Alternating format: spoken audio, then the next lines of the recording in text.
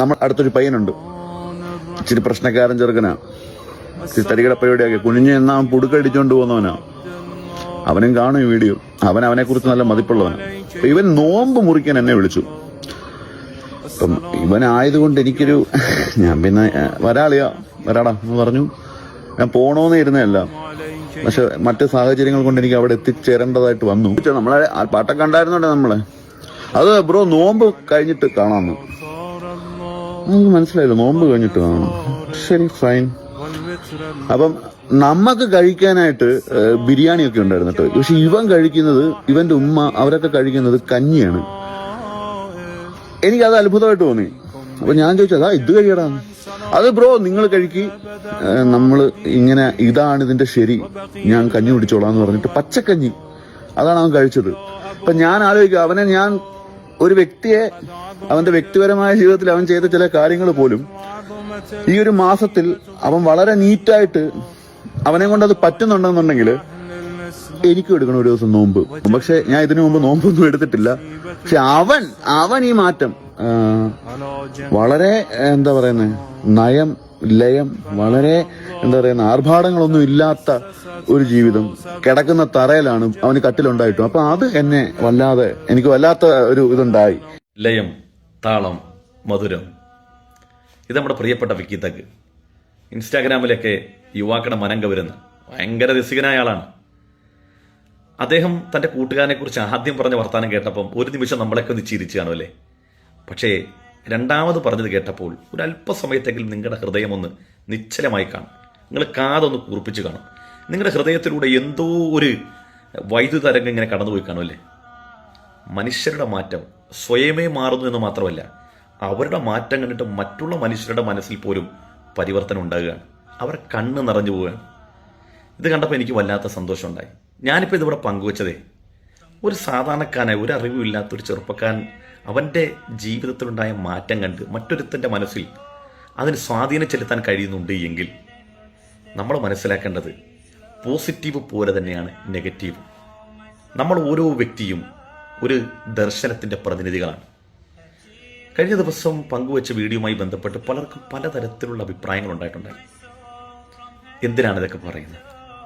പ്രിയപ്പെട്ട സുഹൃത്തുക്കളെ, നമുക്ക് ആരോടും വൈരാഗ്യമില്ല, ആരോടും അന്ധമായ ഒരു വിരോധമില്ല. അൽ ഹുബ്ബു ഫില്ലാ വൽ ബുഗ്ദു ഫില്ലാ. സ്നേഹമൊക്കെ അള്ളാഹിൻ്റെ മാർഗത്തിലുള്ളതും വിരോധവും ദേഷ്യമൊക്കെ അള്ളാഹുവിൻ്റെ മാർഗത്തിലുള്ളത് മാത്രമാണ്. ദീന് കേടുപാട് ഉണ്ടാക്കുന്നു എന്നുള്ളതാണ് നമ്മൾ പലരോടും വിയോജിക്കുന്നത്. നിങ്ങൾ ഒരു ദർശനത്തിൻ്റെ പ്രതിനിധികളായി വലിയൊരു സമൂഹത്തിൻ്റെ ആചാര്യനായി മാറുമ്പോൾ ആ സമൂഹം ഒന്നുമറിയാത്ത പടുജാഹില്യങ്ങളായി എന്തെല്ലാമോ മതത്തിൻ്റെ പേരിൽ കാട്ടിക്കൂട്ടുമ്പോൾ ഈ മതത്തെ ദൂരെ നിന്ന് കാണുന്ന മനുഷ്യരെ അവഹേളിക്കുന്ന കാണുമ്പോൾ ഒരു മനുഷ്യൻ്റെ ഹൃദയത്തിലുണ്ടാകുന്ന സ്വാഭാവികമായ ഒരു വേദന, ഒരു ധാർമ്മിക രൂക്ഷം പങ്കുവച്ചേ ഉള്ളൂ. നിങ്ങൾക്ക് ഇത് ഇനിയും അനുസൂതം തുടരാം. നമ്മളൊന്നും ഇതിനകത്ത് ഇടപെടുകയോ ആരുടെയും നിങ്ങൾക്ക് കിട്ടിക്കൊണ്ടിരിക്കുന്ന ഒന്നും തടസ്സപ്പെടുത്തുന്നില്ല. നിങ്ങൾക്കതൊക്കെ വാരിക്കൂട്ടാം. കാരണം ഇത് ദുനിയാവാണ്. താഴെ ദുനിയാക്കലിയിൽ ഇത് ദുനിയാവാണ്. ആവോളം വാങ്ങുക, വാരുക, കഴിക്കുക. ഇതിനൊക്കെ ഒരു പരിസമാപ്തി ഉണ്ട്. ആ പരിസമാപ്തി ഒന്ന് നേരത്തെ തന്നെ അതിൻ്റെ സൂചനയെന്ന് തന്നേ ഉള്ളൂ. നമ്മളൊക്കെ ഇത് കഴിഞ്ഞ് ഇതൊക്കെ അവസാനിപ്പിക്കേണ്ട ഒരു സമയം വരും. എല്ലാ പുതിയതിനും ഒരു ആനന്ദം ഉള്ളതുപോലെ ചിലതെല്ലാം ആളുകൾ ഇങ്ങനെ ലഹരി പൂണ്ട് ആനന്ദം പൂണ്ടൊക്കെ ഇങ്ങനെ നിൽക്കും. ഒരു സമയം കഴിയുമ്പോൾ ഇതിനൊക്കെ ഇട്ടിട്ട് പോകും.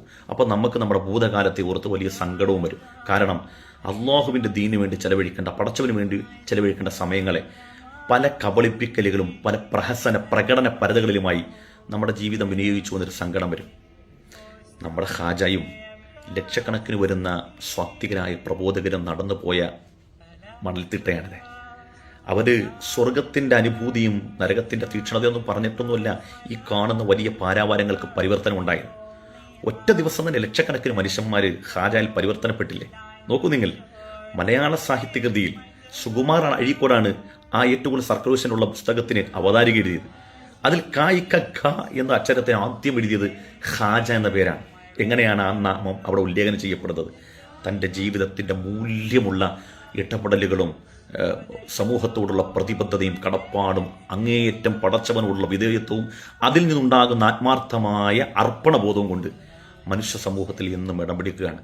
നമ്മുടെയൊക്കെ ജീവിതം കൊണ്ട് ഈ ഭൂമികയിൽ നിന്ന് പോകുമ്പോൾ ഒരു കോഴിത്തൂവലെങ്കിലും, ഒരു കോഴി ഒരു കൂട്ടിൽ നിന്ന് കഴിഞ്ഞാൽ അത് മാറിയാൽ അതിനെ നമ്മൾ മറ്റൊരു കൂട്ടിലേക്ക് മാറ്റിയാലും അതിൻ്റെ ഒരു കോഴിത്തോല അവിടെ കിടന്നതുപോലെ നമ്മൾ ഈ ഭൂമിയിൽ നിന്ന് പോകുമ്പോൾ നമ്മളിവിടെ ഉണ്ടായിരുന്നു എന്നതിനൊരു അടയാളം വേണം. അതിന് നല്ല മനുഷ്യർ സൃഷ്ടിക്കുക നമുക്ക് ഏറ്റവും ഉചിതമായൊരു കാര്യം. നമ്മൾ പൊഴിപ്പിക്കുന്ന കോഴിത്തോലാണ് നമ്മൾ മറ്റുള്ള മനുഷ്യർക്ക് കൊടുക്കുന്ന നന്മയും നമ്മളാൽ മറ്റുള്ള മനുഷ്യർ പരിവർത്തനപ്പെടുകയും ആ മനുഷ്യരിൽ നിന്നുണ്ടാകുന്ന നന്മകൾ അനുസൂദ്യം അന്ത്യനാൾ വരെ നിലനിൽക്കുമ്പോൾ അണമുറിയാത്ത പ്രതിഫലം നമ്മുടെ കബറിലേക്ക് വരും. അള്ളാഹു എല്ലാവരും നന്നാക്കട്ടെ. ആർക്കെങ്കിലും വേദന ഉണ്ടായിട്ടുണ്ടെങ്കിൽ നിർവ്യാജം മാപ്പ് ചോദിക്കുക.